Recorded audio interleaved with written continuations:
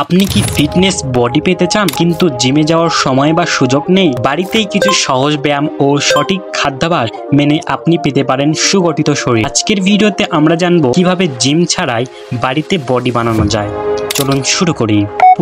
Push up এবং পুল আপস হলো এমন এক ব্যায়াম যা বাড়িতে সহজেই করা যায়। পুশ আপ কাঁধ, বুক ও ট্রাইসেপের পেশি তৈরি করে, আর পুল আপস ল্যাট মাসেল বড় করে শরীরের ভি আকৃতি আনে। এই ব্যায়ামগুলি নিয়মিত করলে শরীর সুগঠিত হয়। সিঁড়ি ওঠানামা। লেজ রেজ ব্যায়াম পেটের পেশি শক্ত করে এবং হজম শক্তি বাড়ায়। সিঁড়ি দিয়ে ওঠানামা করলে স্ট্যামিনা বাড়ে ও ক্যালোরি খরচ হয়। এই ব্যায়ামগুলি বাড়িতে সহজেই করা যায়। খাদ্যাভ্যাস। ডিম ও মুরগির মাংস।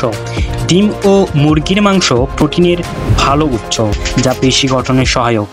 একটি সেদ্ধ ডিমে প্রায় 5 থেকে 6 গ্রাম প্রোটিন থাকে, আর 100 গ্রাম মুরগির মাংসে প্রায় 20 থেকে 24 গ্রাম প্রোটিন থাকে।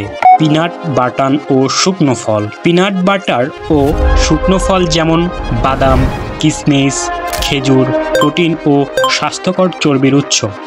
এই খাবারগুলি পেশি গঠনে সহায়ক। অঙ্কুরিত ছোলা বা কলা কার্বোহাইড্রেট ও প্রোটিনের ভালো উৎস যা ওজন বাড়াতে ও পেশি গঠনে সহায়ক।